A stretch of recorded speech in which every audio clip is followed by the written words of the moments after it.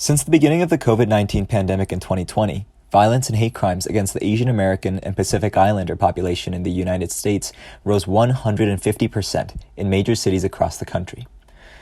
The reasons behind this uptick in anti-AAPI sentiment can be traced back to several misguided beliefs and a wider, more insidious racial division plaguing the nation. The first and most obvious reason is, of course, the belief that Chinese immigrants entering U.S. borders have brought the novel coronavirus with them and were to blame for its rapid spread that has claimed over 500,000 lives since January 2020. Another reason is the reckless rhetoric used by former President Donald Trump and other figures in similarly high offices, including terms such as Wuhan virus or Kung flu. These racially charged labels and correlations made between the COVID-19 virus and China push the racialization of the coronavirus from a whispered sentiment to a normalized belief. For many Americans, however, the connection transcended China into a dangerously generalized idea that all AAPI in the United States were at fault for the onset of the pandemic. You need to go back to China. That's what you need to do. For some, this was a timely opportunity to express, both verbally and physically, their latent hatred for AAPI. Fuck the man! Fuck the man, I got corona. Hey, what's up?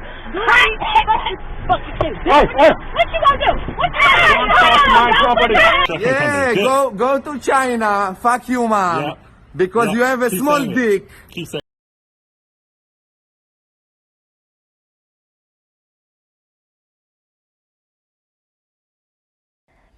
But unlike older generations of Asian Americans who prioritized economic growth and acceptance into the American cultural narrative through silence, the younger generation of AAPI began to speak up in defiance of the abuse that they were facing. In states like New York, California, and Texas, where Asian Americans have historically built formidable communities, masses of AAPI gathered to protest the acts of hatred shown against them. New York City, show me what community looks like. This is what community looks like. Show me what community looks like. This is what community looks like. Show me what community looks like. This is what community looks like. What do we do? When Asian lives are under attack, what do we do? What do we do? What do we do?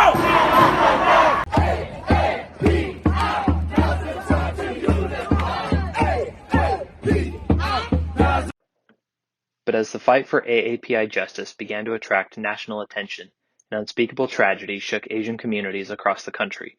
On March 16th, a lone gunman in Atlanta, Georgia, shot and killed 8 women, 6 of whom were of Asian descent. While the shooter claimed that his actions were not racially motivated and instead motivated by his sex addiction, the inherent ties between AAPI women and their sexual fetishization in America could not be overlooked. In the face of anti-Asian hatred growing both in frequency and intensity, smaller pockets of AAPI communities across the country began to organize and mobilize. In Salt Lake City, the movement began with a march organized by the Party for Socialism and Liberation. We can't sit here and look at these issues as single cause correlations because they're all very much so interconnected to what has been happening, whether it's here in the country or internationally, because of this white hegemonic imperialist system. And so, sorry. Atlanta shooting happened, our chapter started having discussions about we need to have a rally in support of the community here.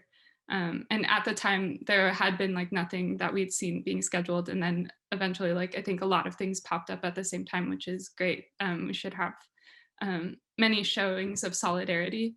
Then we got a message from our national coordinators and our national party members encouraging all chapters to hold a rally on the same day. And so the Answer Coalition and the PSL National put together a national day of action in support of the AAPI community and standing in solidarity with them and denouncing anti-Asian hatred and anti-China rhetoric from the US government, which perpetuates a lot of that underlying racism against Asian folks in this country.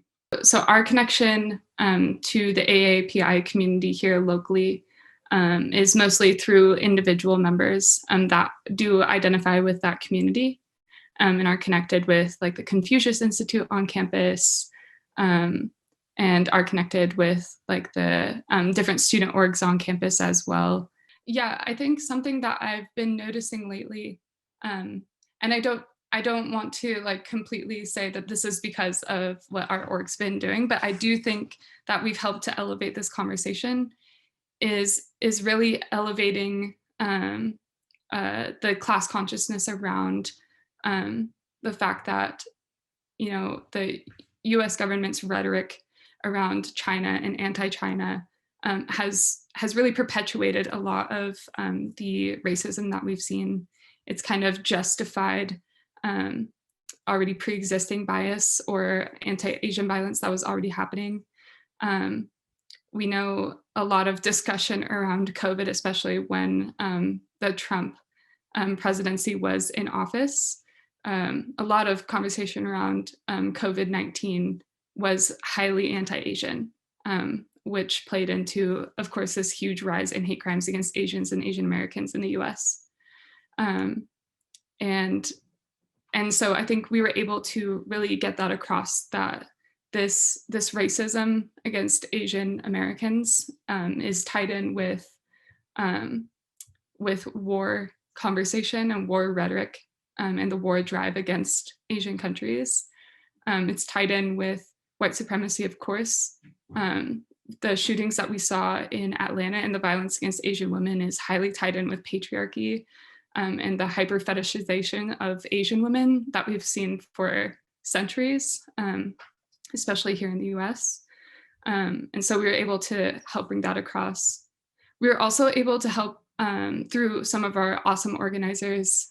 They were able to, in their speeches, continue to prop up Black and Asian solidarity. And I think that's a conversation that I've been seeing growing more and more on social media and here in Salt Lake as well. And I think that helped add to that. Within the span of a week, students at the University of Utah had planned to host an even larger protest held in Washington Square in the heart of the city. The night before the protest, however, the press released an anonymous letter addressed to AAPI activists in Utah, threatening violence and murder if they continued to speak up. Christine Min, one of the two organizers of the Washington Square protest, said that the letter terrified her, but made her realize that her protest was more important now than ever before. I was so scared, but I didn't, like, I wanted to be like, you know, I wanted this to be a success and I wanted this to have an impact. So I was like, I don't know, I got my mind ready and I was like, if I die for this, this is fine. Basically, like, I don't know, because I realized when that note came out, a lot of the people that reached out and said that they wanted to come, a lot of things came up like just spontaneously for them. So I understand that people were scared, and like, you know, I understand that feeling as well, especially because I felt like Serena and my head were like target points just because, you know, we were the organizers for this. So I was like, okay, like I'm gonna be mentally ready for like the worst to happen just in case, just when that message came out. And so we actually notified police before that happened. So it really was just more like a regulation kind of thing, but also like just in case, because a lot of like Black Lives Matter really like went after you know, police brutality, systemic racism, which is like another important thing that I don't think should be like overlooked. And so like that is like a whole separate matter in itself. A lot of our racism comes from like the common public or just like how people view us, you know, and it is also systemic in just like different aspects as well.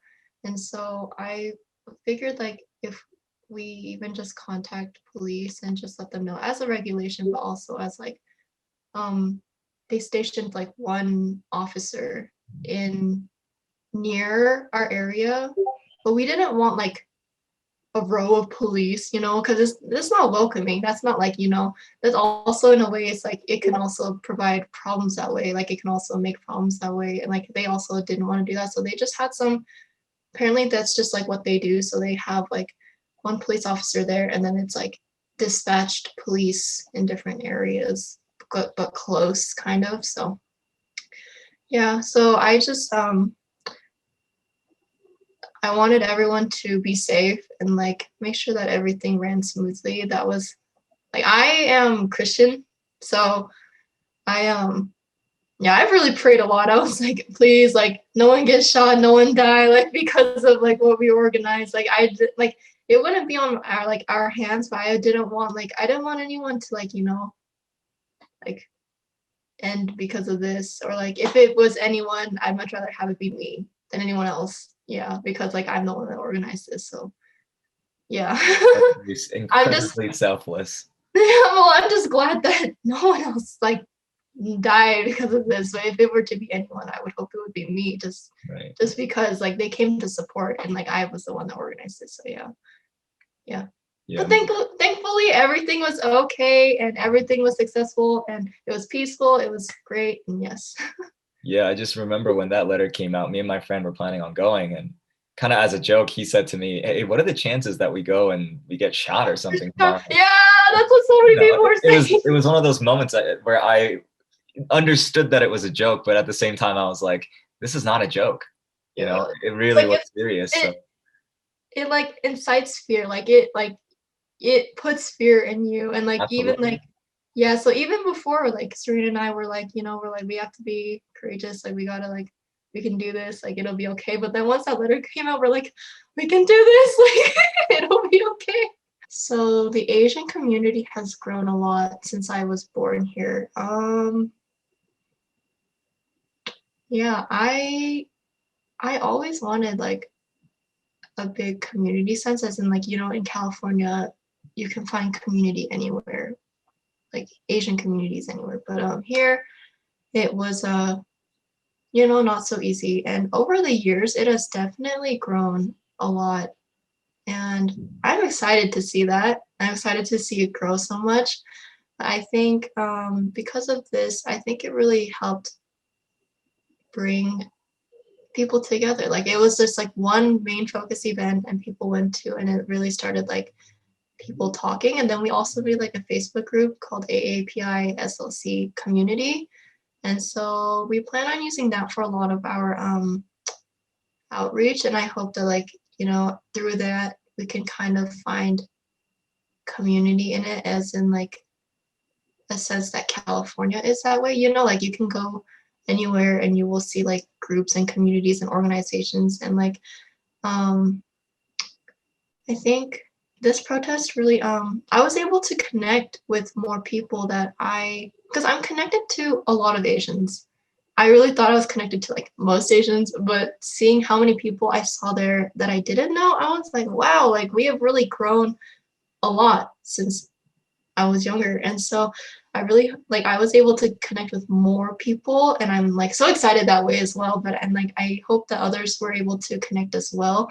Through that, I've met someone who came from California, and they came here and they like had struggle like finding friends. And so, California lifestyle, Utah lifestyle is very different. And so even then, like she was able to reach out to me, and I was like, yo, like these are the good food places. Go here for Korean barbecue. You want boba, go here. Like you want me to show you around, I got you. Like, like I just like that kind of sense of community. So I think through AAPI SLC, I hope that we can like make more impact that way. And also just like a friendly, like, oh, like let's be friends, that kind of thing. Even though Utah's very nice, like it's like it's not as like, we don't have shootings here as often as like other places and such, but like people do experience these things. And so with like a public event like this and us talking about our experiences here, I feel like it kind of informs people of these experiences that they don't realize people have here. Even if like we were never like threatened with a knife, like, oh, you're Asian, like I'm gonna cut you. But like, we do have these experiences that really shape us from when we were little to now. And that now that we're talking about it, now too, because I realize only the people that experience it know it. And so with a public event like this, I hope that like people were able to understand that this doesn't like it doesn't have to be violent for it to be publicized, that like, and it's not, our encounters aren't always violent, but like it does happen here, even within like verbally, even at school, like even just within socially. It's just how people viewed us, and that's why things have to change for us to make a change, like make an impact on the anti-Asian sentiment. Students who volunteered to speak at the protest shared their stories and called on fellow AAPI and allies in Utah to action. My parents don't want me to become involved with protests or riots or rallies because they think that the hatred of Americans towards Asian Americans is so great that I could possibly die. But what they don't realize is that they risk their life for me, and I will always risk my life for theirs. The amount of xenophobia and xenophobia in our politics and that are normalized in our society is demoralizing and traumatizing to our communities. Those who incite and are complicit are the ones to blame. So the state and its power structures need to be held at the highest accountability. The increase of hate crimes against AAPI is a direct result of sanctioned xenophobic propaganda. Liberals and activists, thank you. But it is our duty now to speak up. It is our responsibility to show this country and the rest of the world that we have suffered and that we have put up with enough. It is our job to make sure that the efforts of the generations before us do not go to waste, and that those who come after us never have to face the types of tragedies or feel the kind of pain that we are feeling now. Two of the speakers from the protest later talked about the specific ways anti-Asian sentiment can be seen in Utah. They explained why activism for AAPI matters in the Beehive State and what can be done to further its cause. The rise in anti-Asian hate crime stems from anti-Asian hate history in America, which goes back to America going to Asian countries, also like taking advantage of exports and the production of Asian countries, because that's where we see like Western imperialism starting to actually get its wheels rolling. And then afterwards, then we see Chinese immigrants coming to the US looking for like jobs and for labor. But however, the US thinks that these Chinese immigrants are like primitive and that they're dirty. They are lesser than, white settlers, which is another form of like white supremacy, which is really ingrained early on in the history.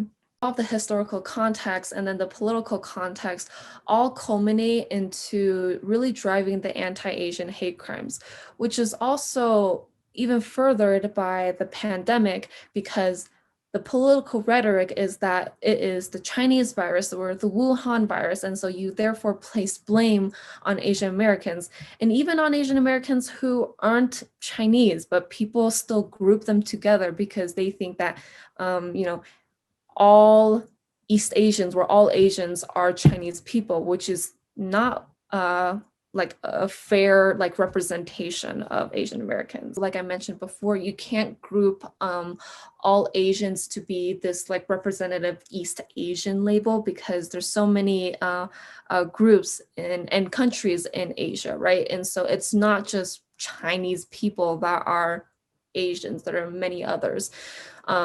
So that is an ungenuine or ingenuine representation of Asians.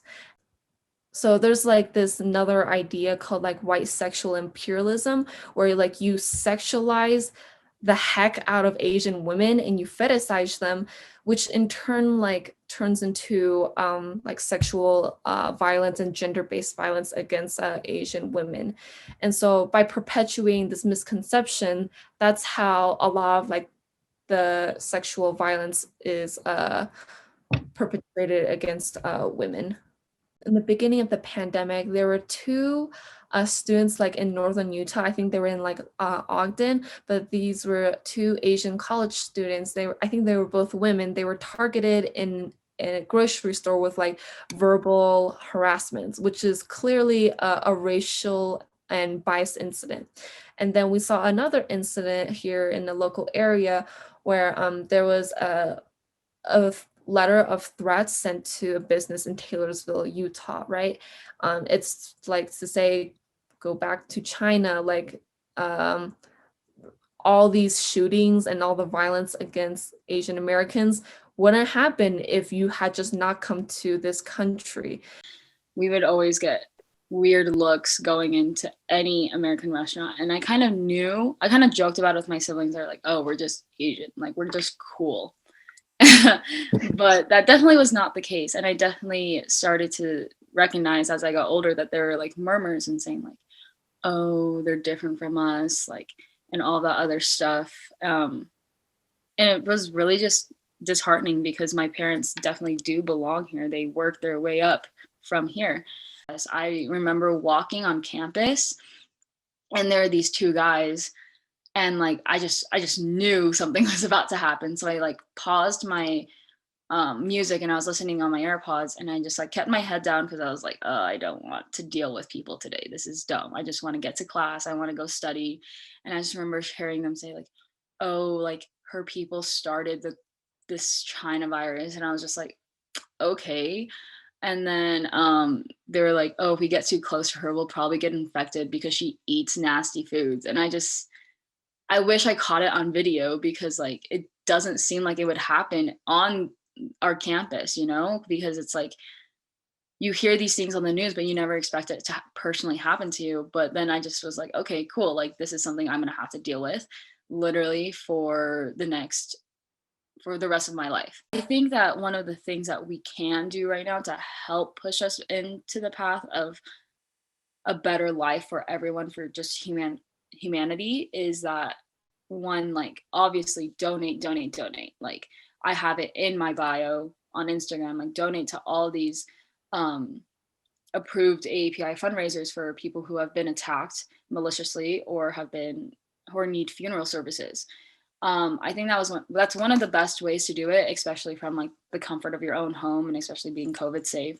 I think speaking out is one of the best things because I do believe silence equals death. And that has been a phrase that's been used for so many like movements in the past. And don't keep silent about what's going on. You got to inform your peers. If someone says something and you know that it's not good, then you got to be like, yo, that is harmful and that is hurting this community because you think it's like also like intervening. Don't be a bystander if you see something happening, especially with just words. We're taught to be people that you can walk over. We're taught to be like, how do you even word this? Submissive in a way. I don't really like saying that word because we're not submissive. Like we're very bold and we get our stuff done. But like elders are being attacked and they're the ones that are being targeted right now. And so if you see something happening and you see these slurs getting shouted, then like stand in, like do something about it. Don't be like, oh, like I'm so sad about this community, like I feel so bad for them. Do something. For the first time in the history of the United States, AAPI are breaking the centuries-long cycle of silence against misconceptions, fetishization, and abuse that they have been subject to. For AAPI, this is a pivotal moment that could change the course of their history and the way that they are perceived in the United States. Despite the many challenges that they have faced and will undoubtedly continue to face, AAPI communities everywhere are staying vigilant in their fight for equality. The community in Salt Lake City is no different. AAPI and allies in the city continue to make their voices heard on social media, on school campuses, and through protests within the city, fighting the small battles needed to overcome the racism they face on a nationwide scale.